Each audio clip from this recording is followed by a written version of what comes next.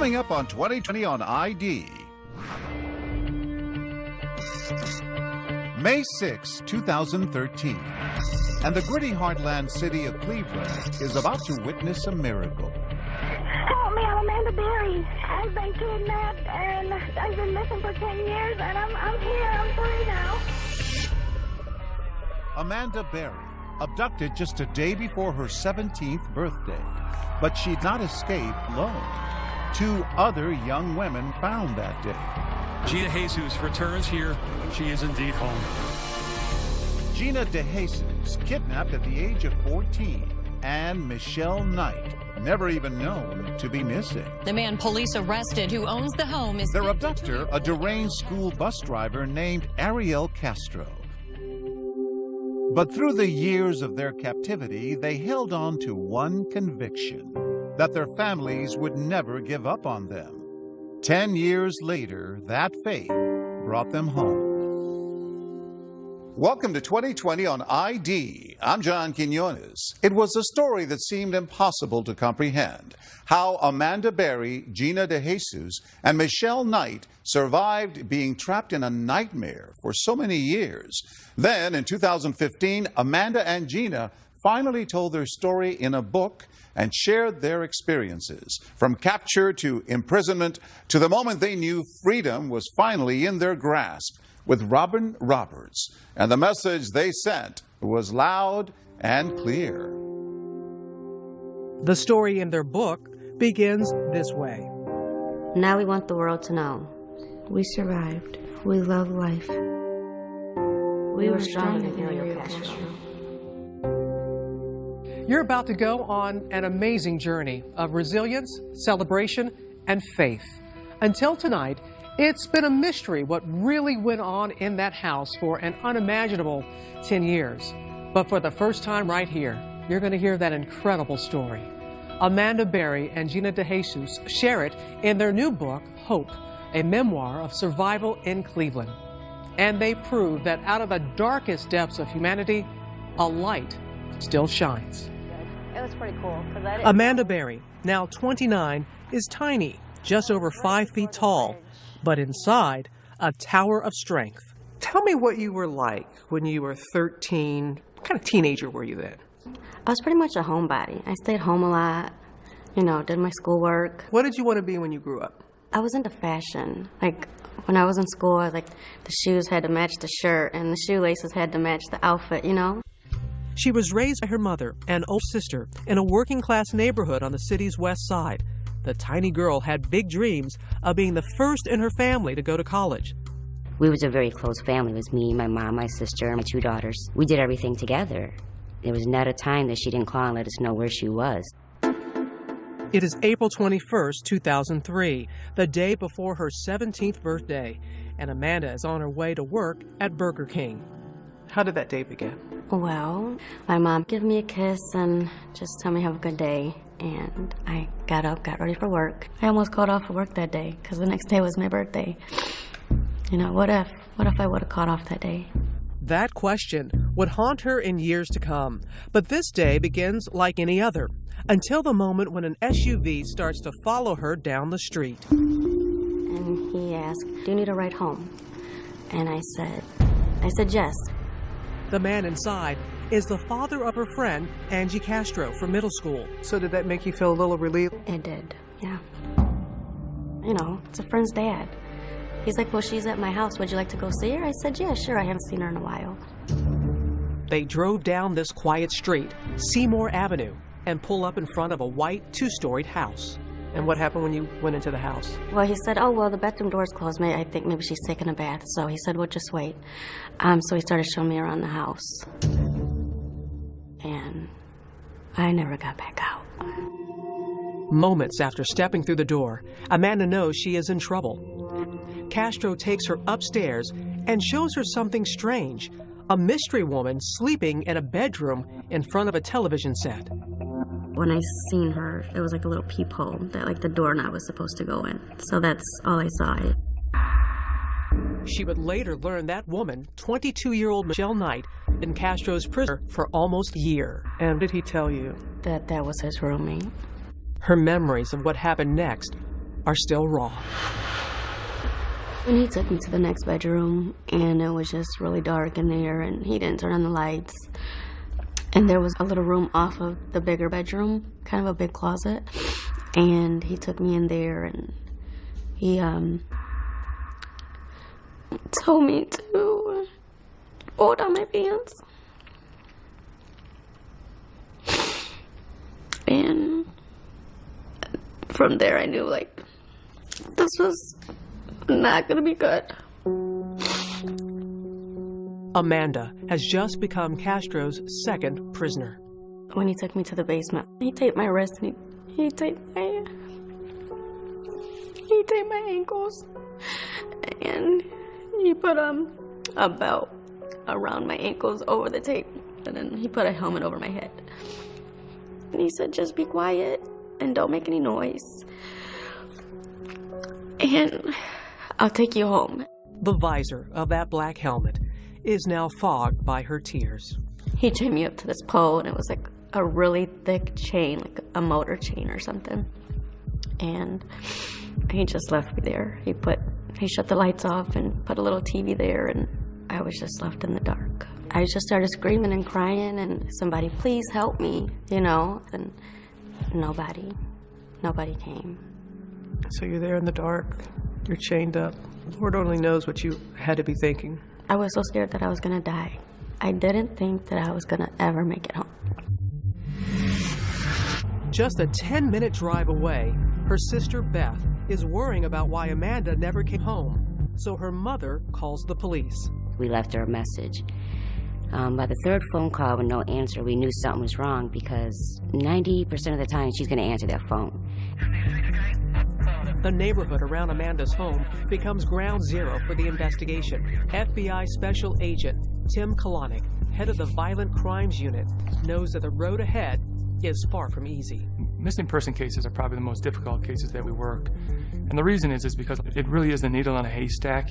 You're looking for that piece of evidence. You know, some unusual person walking down the street, an unusual vehicle. Amanda was last seen leaving work at this Burger King on Lorraine Avenue. All across the city, the news of her abduction makes headlines as the search for the missing teenager begins. Her sister is posting Amanda's picture. She hopes for the best. And in that White House on Seymour Avenue, Amanda is watching her mother, her sister, her own story slowly unfold in the bitter grays of a tiny black and white TV. Keep her going on the news media, any flyers I can do. I wanted her to know that we was fighting for her and we wasn't going to give up until we knew where she was or what had happened. What went through your mind when you were watching that as you were chained? That kept me going. And I said, you know what, I'm going to make it home to you. As long as you fight, I'm going to fight. It is day 4 of Amanda's abduction. Castro has moved her to an upstairs bedroom, chaining her to a radiator. The hours are crawling by. The loneliness, the isolation, Amanda, that you must have felt. How did you deal with that? Well, the first week I was there, it was really tough. So I asked for maybe a coloring book and something I can write in a journal or something. The first thing he gives her is a diary with a tiny lock and key. Her first entry, written by the flickering light of the television. I just can't wait to go home. I'm 17 now, but don't have a life. But he told me I'm young and I will go home before summer, another 2 months. It would be 10 years before she would return home. When we come back, Amanda's private diary, her secret code to trap him, next.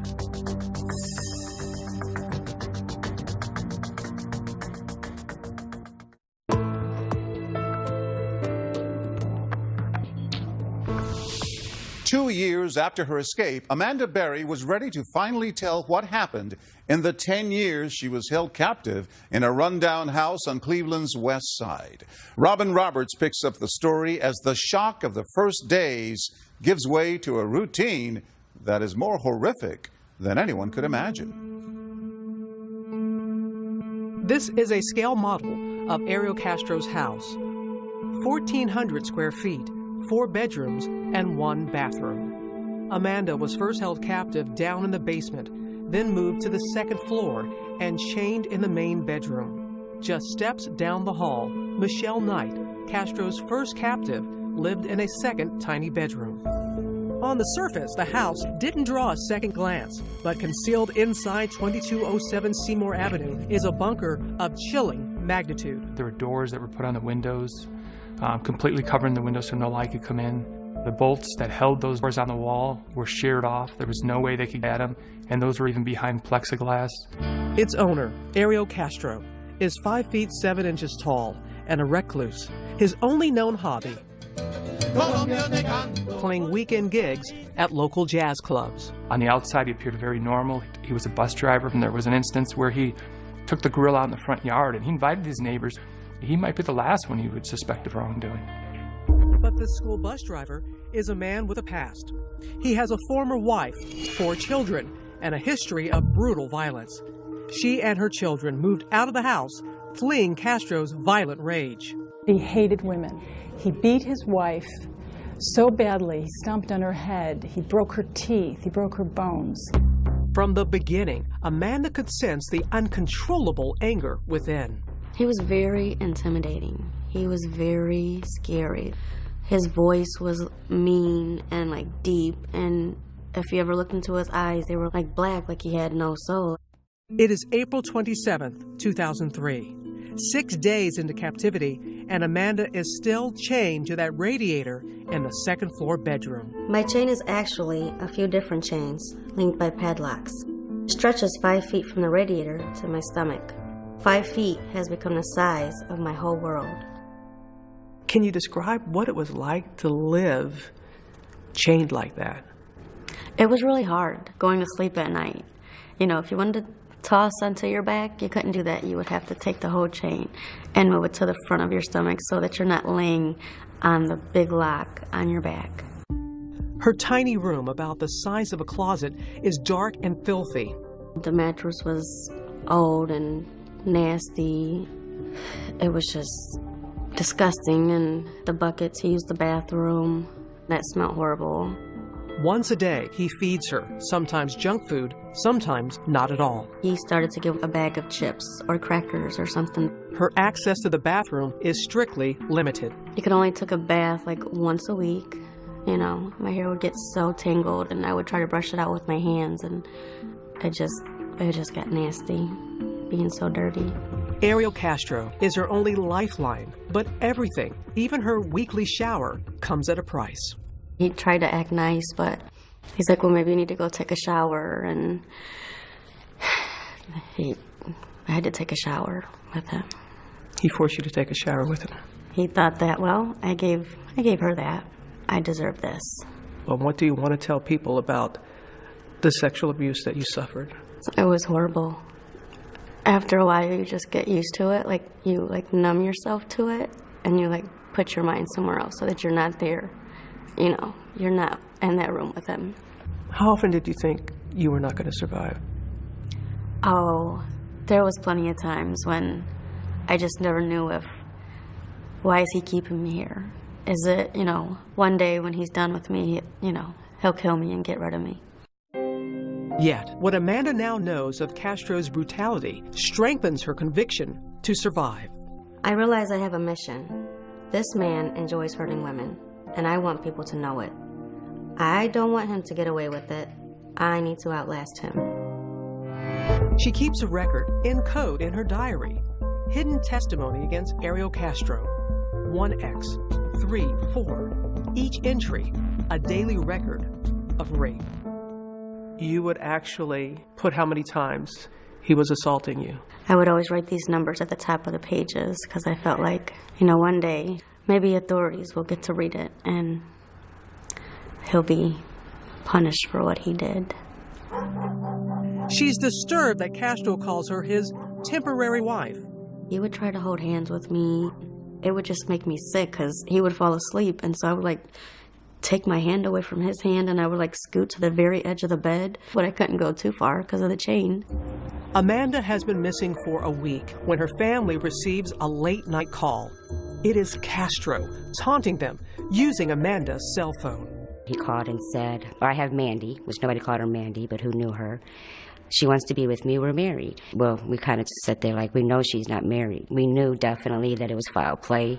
Making that call on Amanda's phone was a near miss in the case, leading authorities to within 2 blocks of his house. In 2003, the FBI was just starting to develop technology that could track a cell phone's location. The intelligence and the information we have indicated that Amanda's phone was used in about a 30-40 block area. We spent about a week around the clock in that area hoping that this phone would be used again. But Castro didn't use that phone again, and their one solid lead vanished into thin air. There were very good tips, very good leads that we had to follow up on, and we did follow up on. But unfortunately, the tip that we need just didn't come in. The weeks are slowly stretching into months when Castro makes Amanda a strange promise. He would always tell me when he got another girl in the house that, I'm just looking for another girl and then I'll take you home. But Amanda knows he's lying to her. She's seen Michelle Knight locked in another room. Though they've never spoken, she knows Michelle is a prisoner too. It was scary because I didn't know if one day we were going to be murdered, when he felt like he was done or he wanted more girls in the house. Like, what was he going to do to us? As the months pass by, Amanda's mother is fighting to hold on to hope. Her daughter's room unchanged since her disappearance. Amanda's Christmas presents still unopened. 4 miles away, in the freezing cold of her room, Amanda fills the empty hours by writing in a diary, hundreds of pages, in notebooks, on napkins, and even on fast food bags. So you get a bag like this, you bring back something home, what would you do with it? You would just go all the way around. There we go. Voila. There's your paper. How many days could you get into this? Oh, that could last a good week if you needed it to. Amanda has been a prisoner for almost a year when Castro goes on the prowl again, hunting just 5 blocks away from the street where he kidnapped Amanda. On this day, the young girl who catches his eye is 14. Her name, Gina DeJesus, and she's one of his daughter's closest friends. He pulls over to me, and then I got in the car, and then he would say he's going to turn around, but he never turned around. Gina DeJesus is about to become Castro's 3rd victim. Stay with us.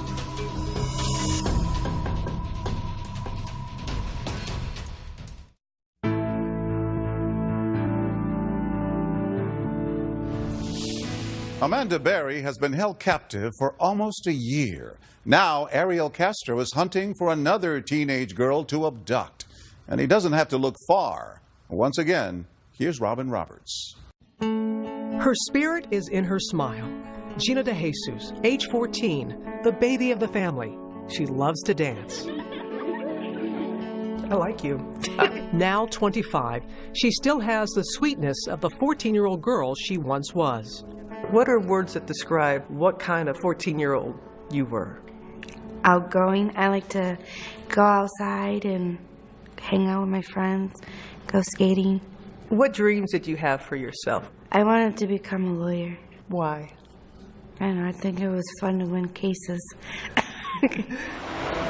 Gina grew up on the rough side of a hard town. The youngest child of 3, she was a slow learner in special education classes. And from an early age, her mother, Nancy Ruiz, always taught her to be wary of strangers. I told her, like, if somebody came up to you and tell you, can you help me look for my dog? I lost my dog. Don't stop. You continue to walk and you ignore the person. I told her to be aware of her surroundings at all times. But all of Nancy's planning was no match for a predator like Ariel Castro.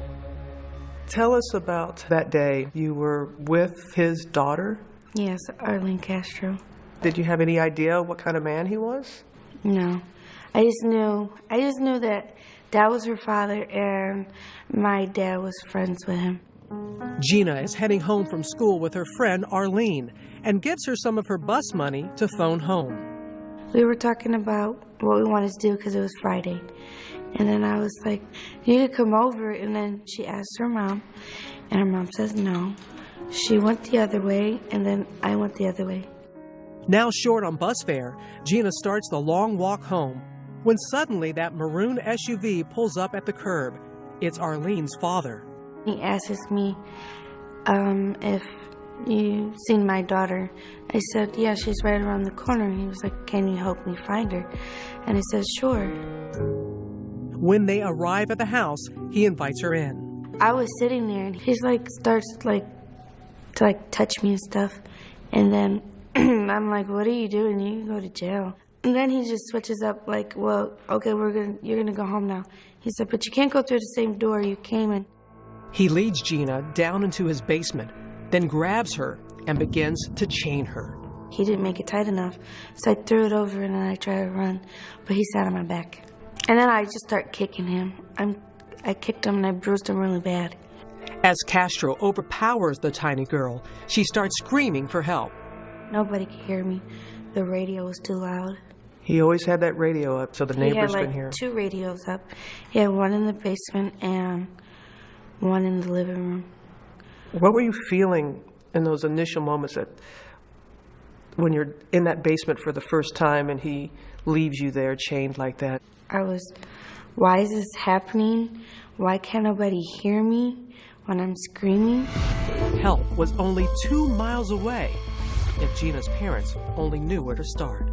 I went searching everywhere. Dumpsters, schools, empty buildings.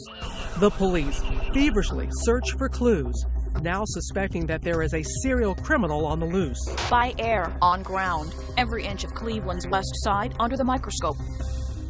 For the first few weeks, Gina is traumatized by Castro's disturbing behavior. He would take my hair and put it in his mouth. I don't know why he did it, but it was gross. When was the first time that he took advantage of you? May 7th. She still remembers the exact date, but it's still too painful to say more. What are you comfortable in sharing and telling us about that? I'm not comfortable. During her first few days in captivity, Gina watches stories about her own kidnapping and begins to suspect that she is not Castro's first victim. I kept watching the news after a while. Renewed hope that Amanda Berry will soon come home. I was like, did you take Amanda? And he was like, no, why would you think that? I was like, because you took me. 1 month later, he admits the truth, allowing the girls to meet for the first time while watching their families on America's Most Wanted. I called in friends after friends. They said they didn't have to see her. So what was your initial feeling that, oh my goodness, there's 2 others, that I'm not the only one in here? He's got 3 of us. There's something wrong with this man. With 3 women now imprisoned in the house, each in separate rooms, Castro seemed to be creating a strange polygamous version of his ideal family. What was the relationship like with you and him? I couldn't stand him, but I couldn't show it all the time. I had to act like I liked him, and we were friends, but I really didn't like him. He deluded himself into thinking that he was leading a normal life with these women. He was providing for them. They had a little family, which is crazy, but that's the way he thought. At first, Gina is Castro's new favorite. He seems to treat me better than the other girls. I have the nicer room. He lets me eat first. I wonder if he's kinder to me because I'm the new girl. And I wonder what happens when I'm not new anymore. As the new girl, Gina learns about Castro's rigid house rules, granting them freedom from their chains only to clean the house. We had to make toothpaste last for 5 months. We had to use a tiny drop of dish soap to wash a full sink of dishes. We had to put the pan in the center on the stove. It couldn't be a little to the left, a little to the right. Castro used this calculated deprivation to drive the girls apart. When you have very little, you can become jealous. Yeah. What were you jealous of? It could be from getting more food, less food, different clothes. I mean, it was just simple things. But when you don't have anything, you're like, well, why don't I have that? I want that. The girls were riding an emotional roller coaster when suddenly Amanda drops a bombshell. She writes about it in her diary. I have a secret. No reason to fight. I think I'm pregnant. When we come back.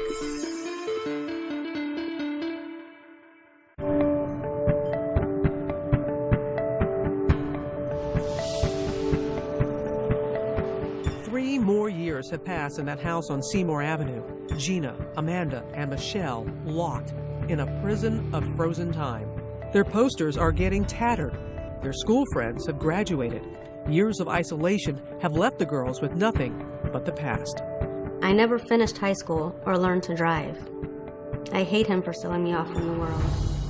What was the biggest part of you that you felt he took from you that you lost? A normal life, living life. As a normal teenage girl, having birthdays or going to a prom, having the fun times as just a regular teenager.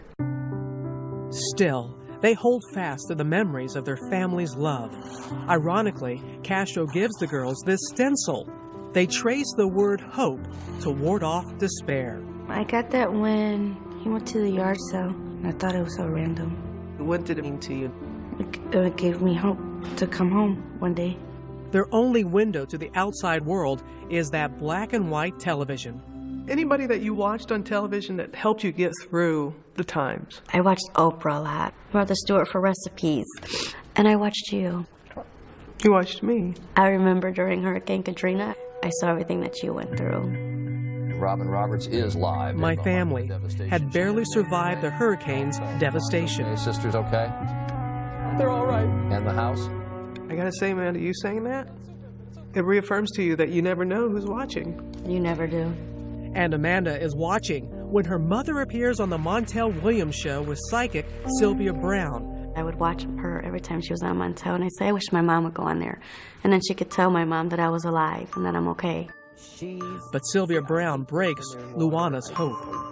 I just hate that she's not alive, honey. I just broke down crying because I couldn't believe she said that. And then my mom broke down crying, so that hurt even worse. 2 years later, Amanda learns on a news report that her mother has passed. For 3 years, Luana Miller fought hard to find Amanda. I think that was the hardest part of being in there. She was always fighting, and she was never going to give up on me. And for her to get sick, and I couldn't be there with her. I couldn't help her when she was sick.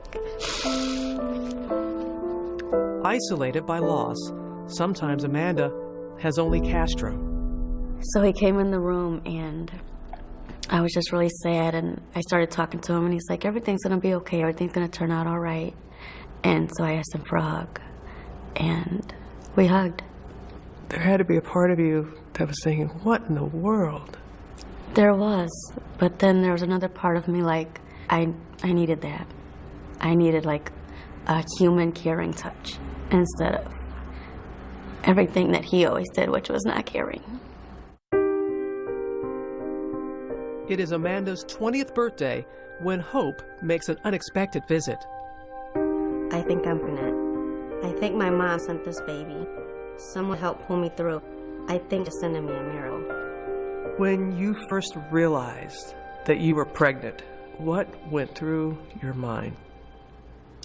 I was terrified. I mean, I barely eat, and I'm chained to a wall, and I have a bucket for a bathroom. It is early in the morning on Christmas Day, 2006, and Amanda Berry is in labor. He went and got Michelle, and he got this baby pool because he didn't want, a mess on the bed, so. She strips off her clothes and gets into that inflatable wading pool. Michelle was kind of just talking to me, like, relax, calm down, you're okay. And he sat in the rocking chair right there, just reading this book about, like, birth and stuff. Just hours later, baby Jocelyn emerges into her surreal world. What was it like for you, Amanda, when you looked in her eyes for the first time? It was amazing because she was so quiet, and she was just the most beautiful thing. You hear of rape victims who have a child. How do you just wrap your mind around it and make it work? At first that's what I was worried about. This is his kid. How do I feel about that? And she resembled him a lot. And I would look at her, and I just felt like, she's mine. She's mine. At first, Castro's so afraid of raising questions, he buys no supplies for the baby. Her first outfit was one of his socks, and he cut out like 2 holes for her legs, and then he cut out another sock, and then he cut 2 arms out, and that was like a little dress for her. From day one of Jocelyn's life, Amanda fights for normal in the most abnormal of places. She covers the doors over her windows with a bright shower curtain. She pastes the alphabet up on a wall. But as Jocelyn grows older, it gets harder to hide the truth. Does she see the chains on you? Yeah. So he started to call them like bracelets. And she was about 3 years old. And he finally took the chains off. That was because of Jocelyn. What was her relationship like with her father? Normal. She loved him and he loved her. Did you ever worry that he was going to harm her? I was. Would he touch her? Would he ever think about touching her? Because, you know, he had his problems. Despite those fears, she says Castro is a good father. Though Jocelyn is almost 3 before he consents to her first walk outside in the sun. She had never been to parks before and seen little kids like herself. One of the best times when you looked out and you saw the sunlight on her face for the first time. It was the most beautiful thing. I just felt like that's where she should always be. It's the beginning of a new chapter in Jocelyn's life, going outside, attending Sunday services. Her room is now filled with toys. Castro's love for Jocelyn is turning him into a different man. He really didn't know what to do because this adorable little girl saying, I want to go outside and see the ice cream man. I want to go and see the snow. And the more she led him outside, kind of the more likely it was that his jail was going to one day burst apart. It is the summer of 2011. Jocelyn is almost 5 years old when, in a defiant act of hope, Amanda creates an imaginary schoolhouse inside the prison of their tiny room. We would pretend, leave our house, all of this in the same room, of course. So you've been doing all this in the same room?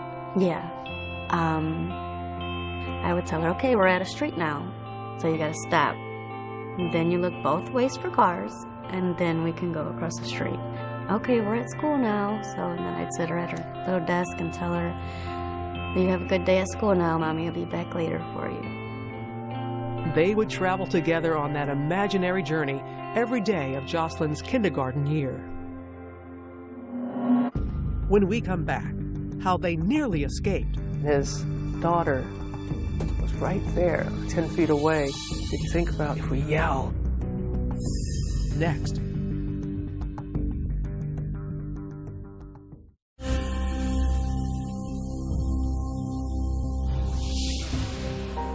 Though the house was a fortress and the girls, for years, locked and chained, the question that many may ask is, why didn't they run? I thought about putting rat poison in his beans and then spraying like pine sol in his eyes, but he was always a step ahead of what I was doing. Both girls admit there were opportunities that slipped away. Once, when Gina's friend Arlene Castro stopped by, he moved and chained all 3 girls in the basement. The 3 of you were in the basement, and his daughter was right there. Arlene was just 10 feet away. Yeah, we can hear him laughing and talking. Still, they remained silent. Did you think about if we yell, she's right there, we're right there, possibly she could hear you? There was always a chance. What if he killed everybody? The daily abuse was agonizing, but the unknown, even more terrifying. Every day was unpredictable. That was one of the hardest parts, because you never knew how he was going to act. What do you say to those people to make them understand? You never know until you're in that situation, what you're going to do, how you're going to react. They dreamt of escaping. They dreamt of setting the house on fire. But if I get caught, I just can't bear any more pain. And they were frozen in fear. But on May 6, 2013, courage came from the most unexpected of places. On that day, it is little Jocelyn who sparks the great escape. Jocelyn goes downstairs, and then she runs back up, and she says, I don't find Daddy. Daddy's nowhere around. It's like, Mom, Daddy's car is gone. My heart immediately started pounding because I'm like, should I chance it? If I'm going to do it, I need to do it now. Amazingly, she finds her bedroom door unlocked. This is the one time that your room was not locked. Never before in 10 years has that happened. She races downstairs. The front door is open, but beyond it, a second door padlocked shut. Still, Amanda manages to squeeze out an arm. So I'm just like waving my arm and I'm like, somebody please, please help me. I'm Amanda Berry, please. She's too afraid to go back for Gina and Michelle. I turned to Michelle, I'm like, we could run. But then once Michelle gets pumped, I talked her out of it. Why'd you talk her out of it? I thought that Amanda got caught. Outside, a neighbor sees Amanda, but is afraid to intervene. After I got to that door and the guy didn't help me, I was like, he's gonna come home and this is just gonna be the end. That's when Charles Ramsey shows up. I see this girl going nuts, trying to get out of her house. I go on the porch, and she says, help me get out. I've been in here a long time. He kind of like started like trying to pull on the door, but he couldn't get it open either. And so he like kind of kicks it. And he's like, there you go, finish kicking it out, and you can get out. With reckless courage, Amanda kicks her way to freedom and emerges, clinging to her terrified daughter. This is a cell phone image of that moment of freedom. And she comes out with the little girl, and she says, call 911. My name is Amanda Berry. Help me, I'm Amanda Berry. I've been kidnapped and I've been missing for 10 years and I'm here, I'm free now. Were you still frightened that he may show up at any time? I was terrified. And just because there's people on the street doesn't mean that he wouldn't hurt me. Why, after all this time, do you think he left that door open? I still don't know why he left that day with the door unlocked. I will never know. Within minutes, the police start flooding the street. It was so unreal because the cops just kept coming. My partner immediately asked her, is there anybody else inside? And she said yes, Gina DeJesus and another girl. A neighbor captures the moment when the police storm the house. Inside, Gina and Michelle cower in their room, afraid of Castro's rage. And I'm like, oh, we're next. He's coming for us, so close the door. They yell police, and then Michelle swings the door open and just runs out there and hugs him. She jumped onto me. She's like, you saved us, you saved us. And I'm holding on to her so tight. In tears, Officer Anthony Espada looks up and sees Gina, unrecognizable after losing 30 pounds. I just look at her and I asked her, what's your name? She said, my name is Georgina DeJesus. We found them. We found them. Lost and finally found, the flashing lights blind their eyes accustomed only to darkness.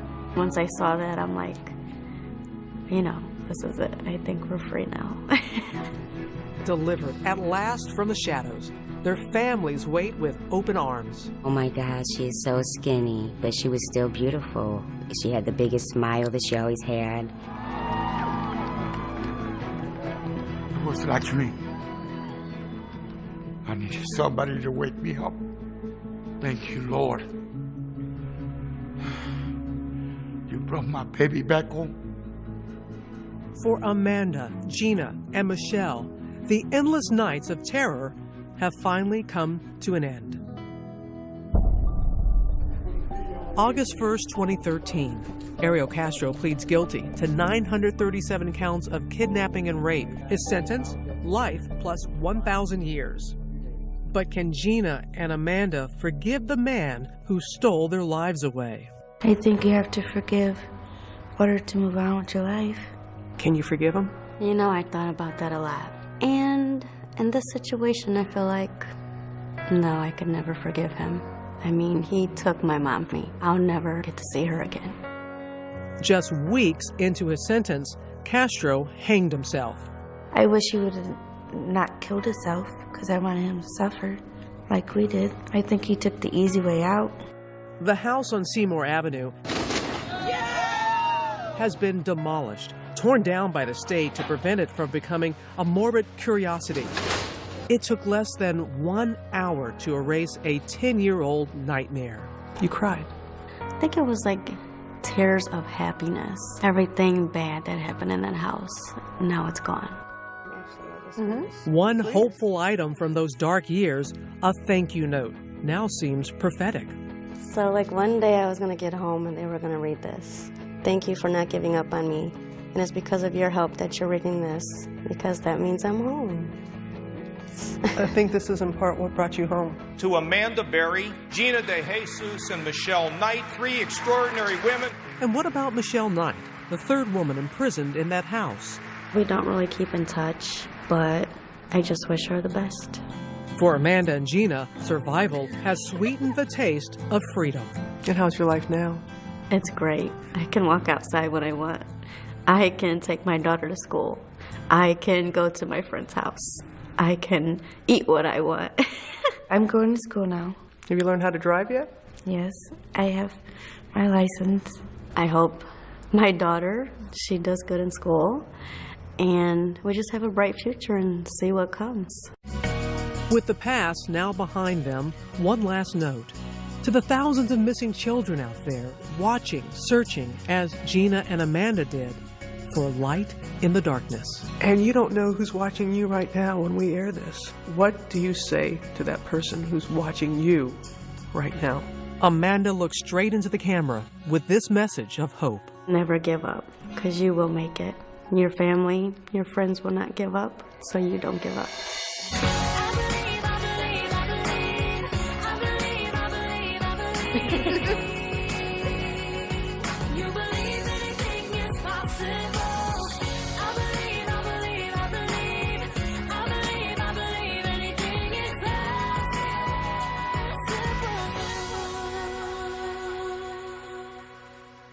Two years after their escape, another milestone for Amanda Berry and Gina DeJesus. Both women received honorary degrees from John Marshall High School in Cleveland, the school Amanda was attending when Ariel Castro abducted her. I'm John Quinones. Please join us next time for another edition of 2020 on ID.